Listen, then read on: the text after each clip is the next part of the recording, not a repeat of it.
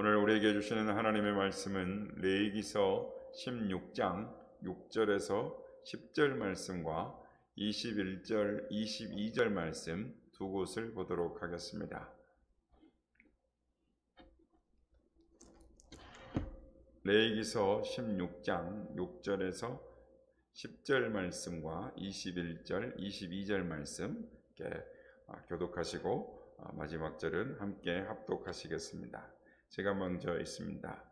아론은 자기를 위한 속죄제의 수송아지를 드리되 자기와 집안을 위하여 속죄하고 또 그 두 염소를 가지고 회막문 앞 여호와 앞에 두고 두 염소를 위하여 제비 뽑되 한 제비는 여호와를 위하여 한 제비는 아사셀을 위하여 할지며 아론은 여호와를 위하여 제비 뽑은 염소를 속죄제로 드리고 함께 읽겠습니다. 아사셀을 위하여 제비 뽑은 염소는 산채로 여호와 앞에 두었다가 그것으로 속죄하고 아사셀을 위하여 광야로 보낼지니라. 아멘. 21절, 22절 말씀, 두 절 말씀이니까 우리 함께 합독하도록 하겠습니다. 시작. 아론은 그의 두 손으로 살아있는 염소의 머리에 안수하여 이스라엘 자손의 모든 불의와 그 범한 모든 죄를 아뢰고 그 죄를 염소의 머리에 두어 미리 정한 사람에게 맡겨 광야로 보낼지니 염소가 그들의 모든 불의를 지고 접근하기 어려운 땅에 이르거든 그는 그 염소를 광야에 놓을지니라. 아멘. 할렐루야. 오늘도 우리 예배 가운데 함께 계신 주님을 찬양합니다. 오늘도 유튜브로 함께 예배에 참여하신 모든 성도님들께 하나님의 은혜와 평강이 함께 하시기를 기원드립니다. 오늘은 예수님에 대한 이야기를 진하게 드리려고 합니다. 예수님을 한 단어로 말하면 뭐라고 말할까요? 성경에는 예수님에 대한 언어들을, 용어들이 많이 있습니다. 상징적인 언어들이 많이 있는데 예수님을 한마디로 말하면 무슨 말을 할 수 있을까요? 세종대왕을 한마디로 말하면 한글입니다. 링컨을 한마디로 말하면 노예해방, 또 메가더를 딱 말하면 떠오르는 단어는 인천 상륙작전, 이런 말들이 떠오르죠. 그러면 예수님을 한마디로 말하면 뭐가 떠오르겠습니까? 구약은 모두 예수님을 말하는 책입니다. 구약 성경에서 가장 예수님하고 똑같은 단어를 말하라 한다고 한다면 오늘 본문에 나온 이 아사셀이라는 단어일 것입니다. 이 아사셀이라는 이 단어는 예수님을 한마디로 말하는 단어입니다. 수건을 벗고 구약을 보면 다 예수님입니다. 그런데 수건을 벗고 아사셀 양을 보면 바로 예수님이십니다. 우리 성경에서 가장 귀중한 말씀은 이것입니다. 예수님께서 내 죄를 짊어지고 죽으셨기 때문에 내가 구원받았다라는 것입니다. 이보다 더 중요한 말씀은 없습니다. 이것이 성경이요, 이것이 복음이요, 이것이 기독교요, 이것이 십자가인 것입니다. 이스라엘 백성들에게 하나님은 7가지 절기를 지키라라고 명령을 하셨습니다. 그런데 7절기 중에 6번째 절기가 이 대속죄일입니다. 그러니까 원력으로 말하면 7월 10일입니다. 대제사장이 딱 하루 지성소에 들어가는 날인 것입니다. 온 이스라엘 백성들의 원죄와 자범죄를 사함받는 날이기도 한 것입니다. 이 대속죄일 날 양이나 염소를 한 마리를 선택합니다. 그 위에 대제사장이 안수하여 온 이스라엘들의 백성들의 원죄와 자범죄를 다 그 속죄 양에게, 속죄 염소에게 다 전가시키고 그리고 난 다음에 광야에 내보내어 죽게 하는 것입니다. 아사셀이 온 이스라엘 백성들의 죄를 짊어지고 죽음으로 이스라엘 백성들의 죄가 사함받게 되는 것입니다. 신약에서는 예수님께서 우리의 죄를 짊어지시고 십자가에 죽으심으로 우리가 죄의 사함을 받습니다. 그러나 구약에서는 이 아사셀 양이 죄를 짊어지고 죽음으로 죄의 사함을 받습니다. 구약의 예수님은 아사셀 양인 것입니다. 오늘 이 시간에는 이 아사셀이란 뜻이 무엇인지 그리고 아사셀에 담겨진 의미를 살펴보므로 은혜를 받고자 하는 것입니다. 첫째, 아사셀의 뜻이 무엇일까요? 성경에 보면 대속죄일, 그 대속죄 날에 이 아사셀 양이 온 이스라엘 백성들의 죄를 짊어지고 광야에 나가 죽음으로 말미암아 백성들의 죄가 사해진다라고 말씀을 합니다. 그래서 성경 어떤 곳에서도 이 죄가 사해진다는 말은 있으나 이 아사셀이라는 이 말의 기원에 대해서는 의미나 또는 설명이 되어 있지를 않습니다. 그래서 성경학자들은 이 성경에 나오는 이 아사셀이라는 뜻이 무엇인가를 이스라엘 백성들의 이 성경의 주석을 단 미드라시에서 이 아사셀의 기원을 찾습니다. 미드라시에서 아사셀에 대해서 이렇게 말을 합니다. 천사들이 타락하였습니다. 그리고 루시퍼와 이 그를 따르던 천사들이 하나님처럼 되고 싶어서 반역을 일으킵니다. 하나님께서 그들을 흑암 가운데 가두어 두십니다. 그리고 흑암에 갇힌 천사들은 모두 회개를 합니다. 물론 천사가 회개한다고 그래서 다시 구원받는 것은 아닙니다. 그런데 이 타락한 천사들이 모두 회개할 때 끝까지 회개하지 아니한 천사가 하나 있었습니다. 그 천사 이름이 아사셀이라는 것입니다. 그래서 이 아사셀은 죄를 지독하게 좋아하는 천사라는 것입니다. 그래서 이스라엘 백성들은 아사셀이 좋아하는 모든 죄를 다 아사셀에게 던져버린다는 겁니다. 아사셀에게 다 줘버리고 죄가 없어진 이 이스라엘 백성들은 죄 사함을 받게 되었다라고 말합니다. 우리가 생각하면 이 말이 안 되는 이 설화 같은 이야기인데, 그러나 이 이야기를 통해서 이 모든 죄가 아사셀에게 다 전가되어져서 아사셀에게 다 죄를 버린다라는 이 의미를 우리는 알 수가 있습니다. 그래서 성도 여러분, 예수님은 우리의 모든 죄를 다 뒤집어 쓰신, 모든 죄를 다 갖고 가신 아사셀 양이신 것입니다. 예수님께 우리의 모든 죄가 다 전가됨으로 말미암아 우리가 죄 가운데서 깨끗함을 받게 된 것입니다. 둘째로, 그러면 아사셀 양에게 들어있는 이 의미는 무엇일까요? 아사셀은 우리를 향하신 하나님의 마음입니다. 하나님의 마음에는 아주 뜨거운 한 가지 마음이 갖고 계신 것이 있는데, 그것이 이 세상을 구원하실 마음인 것입니다. 타락하고 죄 지은 이 세상을 구원하고 회복시켜주고 은혜 주시고 용서하시고자 하나님의 자녀 삼으시고자 하는 것이 한결같은 하나님의 소망이고 뜻이 선하신 하나님의 마음인 것입니다. 마치 사고를 치고 집 나간 아들을 향한 부모님의 마음과 같습니다. 생각해보면 괘씸하고 밉지만 또 생각하면 집 나간 아들이 불쌍합니다. 그래서 도와주고 용서해주고 싶고 집으로 돌아오기를 기다리는 부모의 마음이 곧 하나님의 마음인 것입니다. 성경을 보면 창세기에서부터 계시록까지 하나님의 세상을 구원하시고자 하시는 하나님의 구속 사상이 연연히 성경 가운데 흐르고 있습니다. 이 구속 사상이란 하나님이 세상을 구원하실 목적으로 베푸시는 하나님의 은혜를 말하는 것입니다. 성도 여러분, 하나님의 마음속에는 온통 세상을 구원하실 하나님의 사랑의 마음으로 가득 차 있습니다. 이 사상이 마침내 신약 시대에 와서는 예수님께서 마지막으로 골고다에서 십자가의 죽으심으로 하나님의 사랑이 나타나는 것입니다. 엄밀히 말하면 십자가의 사상은 신약 시대에만 나타나는 것이 아니라 이미 구약 시대에 창세기에부터 온 성경에 나타납니다.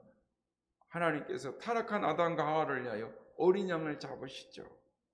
오늘 본문 레위기도 이미 십자가의 모형인 그림자인 아사셀이 나타나는 것입니다. 유대인들은 매년 7월 10일을 속죄일로 지켰습니다. 그날 백성들은 1년 동안에 지은 모든 죄를 속죄받는 날인 것입니다. 그 당시 구약 당시에 이스라엘 백성들은 이 대속죄일날 2마리의 염소를 제물로 드렸습니다. 한 마리는 잡아서 제물로 이 성전에 바치고, 그리고 그 염소의 피는 제사장에 의해서 속죄소에 뿌려지고 고기는 제물로 드려졌습니다. 그때 대제사장은 지성소 깊이 들어가서 속죄 제사를 드렸습니다. 그리고 백성들은 밖에서 기다리는 것입니다. 그때 백성들은 밖에서 초긴장 상태에서 기다렸습니다. 왜냐하면 지성소 안에서 제사를 드리던 제사장이 가끔씩 죽어서 나오는 일들이 있었기 때문입니다. 그래서 제사장 옷에는 우리가 출애굽기 때도 말씀을 살펴봤습니다만은 제사장 옷에는 이 밑에 이 석류 모양의 방울들을 달아놓고 끈을 달고 속죄소로 들여보냈습니다.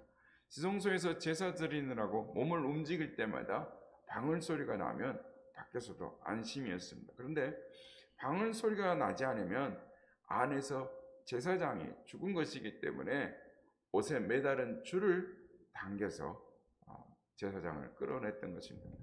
그 지성소 안에는 대제사장 한 사람만 들어갈 수 있었고 누구도 들어갈 수 없었습니다. 그리고 그 제사장이 바친 제물을 하나님이 받으시면 이 지성소 안에는 이스라엘의 이 기록에 의하면 빛나는 광채가 비쳤다라는 것입니다. 그 빛을 쉐키나 광채라고 합니다. 백성들이 밖에서 기다리고 있다가 지성소 안에서 빛이 강해서 이 성소 밖으로 퍼져 나오는 환한 쉐키나의 광채가 퍼져 나오면은 하나님께서 우리가 드린 제사를 받으셨구나 안심하고 한 해 동안 죄사함 받은 것에 감사하면서 밖에서 대속죄일의 축제가 벌어졌던 것입니다.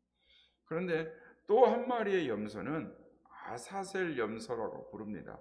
이 염소의 머리에 오늘 우리가 읽었던 본문 제사장이 안수를 합니다. 이때의 안수는 모든 백성들의 죄를 아뢰입니다. 그래서 그 죄들을 염소의 머리에 이스라엘 백성들의 한 해 동안 지은 죄, 그리고 온 자범죄를 원죄를 다 쏟아 부어 그 염소에게 씌우는 죄가 안수하는 것입니다.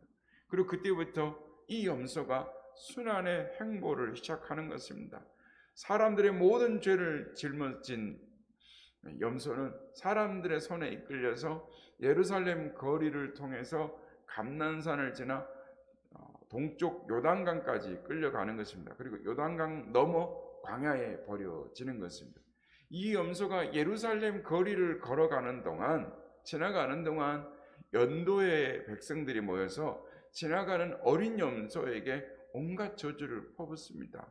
침을 뱉고 돌팔매질을 하고 털을 뽑고 회초리를 때려서 온몸이 피투성이가 되게 만드는 것입니다. 이렇게 기진한 염소를 끌고 요단강까지 가서 마침내 강 건너편에 갖다 버리는 것입니다. 그러면 이 염소가 광야에서 기진맥진해서 죽든지 아니면 피 냄새를 맡고 달려든 맹수들에 의해서 찢겨 죽는 것입니다. 그러면 그때부터 예루살렘에서는 죄 사함을 받은 축제가 시작되는 것입니다. 이렇게 해서 바쳐진 염소를 가리켜 아사셀 염소 혹은 쉐키나 염소라고 불렀던 것입니다. 이와 같은 내용의 말씀이 오늘 우리가 읽은 본문 말씀인 것입니다. 오늘 본문 말씀 7절 8절 보면 또 그 두 염소를 가지고 회막문 여호와 앞에 두고 두 염소를 위하여 제비 뽑되 한 제비는 여호와를 위하고 한 제비는 아사셀을 위하여 할지며 10절에 보면 아사셀을 위하여 제비 뽑은 염소는 산채로 여호와 앞에 두었다가 그것으로 속죄하고 아사셀을 위하여 광야로 보낼지니라. 오늘 21절 22절 아론은 그의 두 손으로 살아있는 염소의 머리에 안수하여 이스라엘 자손의 모든 불의와 그 범한 모든 죄를 아뢰고 그 죄를 염소의 머리에 두어 미리 정한 사람에게 맡겨 광야로 보낼지니 염소가 그들의 모든 불의를 지고 접근하기 어려운 땅에 이르거든 그는 그 염소를 광야에 놓을지니라 라고 말씀합니다. 성도 여러분, 대속죄일에 아사셀의 모습을 통해서 벌써 장차 나타날 십자가에 죽으실 예수님의 모형이 나타나는 것입니다. 여러분, 이 염소가 예루살렘의 연도를 지날 때 못 사람들로부터 채이고 찢기고 상처 입은 것처럼 우리 예수님께서 십자가를 지고 예루살렘 거리를 지날 때 못 사람들이 침을 뱉습니다. 채찍으로 때렸습니다. 돌팔매질했습니다. 그래서 주님의 몸은 온몸은 피투성이가 되었습니다. 그 모습을 보며 이미 주님 오시기 전에, 수세기 전에, 그 오래전에 하나님의 마음, 십자가의 그 사건을 오늘 본문 레위기에서 볼 수 있는 것입니다. 예수님 마침내 골고다에 버려져서, 성 밖에 버려져서 아사셀처럼 피투성이가 되어서 죽으시는 것입니다. 이 모습이 오늘 본문 레위기에서 그대로 나타나고 있습니다. 사랑하는 여러분, 하나님은 예수님을 이렇게까지 희생시키면서 세상을 구원하실 하나님의 마음, 사랑의 마음을 성경 창세기부터 요한계시까지 그 사랑의 계획을 갖고 계신 것입니다. 우리를 구원하시려고 하나님의 사랑, 십자가의 도가 얼마나 심오하고 깊고 큰 사랑인지를 우리는 말씀을 대할 때마다 깨달아야 될 줄로 믿습니다. 성도 여러분, 우리는 아사셀 염소의 모습을 통해서 예수님의 고난의 모습을 우리 마음속 깊이 생각하고 묵상하는 우리가 되어야 될 줄로 믿습니다. 예수님의 고난의 모습을 왜 묵상해야겠습니까? 왜냐하면 그래야 나의 마음에 그 십자가의 모습이 새겨지는 은혜를 입을 수가 있기 때문입니다. 마치 사랑을 하게 되면 마음이 달아오르고 마음이 뜨거워지고 마음에는 사랑이 가득하고 그 안에 기쁨이 가득 채우듯이 사람이 진정으로 사랑을 하게 되면 눈을 감아도 잠을 자도 눈앞에 상대방이 아른거리듯이 우리들이 깊이 마음속으로 주님의 고난을 묵상하게 되면 그 마음이 수건함과 경건함으로 가득 채워지게 되는 것입니다. 그러면 그 경건의 모습이 밖으로 표현되어지게 되어 있습니다. 그 표현된 신앙의 모습을 바라보는 사람들은 또 그 모습 속에서 진정한 신앙인의 모습을 보게 되는 것입니다. 그래서 성숙한 신앙은 사람들에게 경건한 모습을 보여주게 돼서 사람들로 하여금 감동을 주게 되는 것입니다. 바라기는 매일매일 우리를 구속하신 주님의 예수 그리스도의 십자가의 권한을 묵상함으로 거룩과 경건의 모습으로 예수 그리스도가 생각나는 삶, 예수 그리스도의 향기를 바라는 삶을 살아가는 우리 모두가 다 되시기를 예수님의 이름으로 축복합니다.